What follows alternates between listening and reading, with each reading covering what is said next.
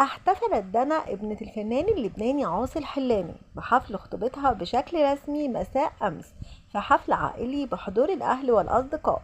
ونشرت دنا على صفحتها الرسمية بموقع الصور انستجرام صور من حفل خطوبتها، والذي سبق وتقدم لخطوبتها بطريقة رومانسية على إحدى شواطئ أسبانيا الشهر الماضي. وكانت دانا عاصي الحلاني أعلنت عن حبها لإيلان سعد الشهر الماضي من خلال فيديو نشرته على صفحتها الرسمية بموقع الصور الشهير انستجرام، ظهر فيها حبيبها وهو يفاجئها بعرض الزواج عليها على إحدى شواطئ البحر بأسبانيا وسط حضور عدد من الأصدقاء والمقربين لهم. وطرح الفنان عاصي الحلاني أحدث كليباته الغنائية عمرها الخيانة، حيث نشر الحساب الرسمي لروتانا مزيكا على موقع انستجرام مقطع من الفيديو كليب. وأحيا النجم اللبناني عاصي الحلاني مؤخرا حفل غنائي كبير في دار الأوبرا السلطانية في العاصمة مسقط خلال الفترة الماضية، وقدم عاصي الحلاني خلال الحفل نخبة من أهم وأشهر أغنياته.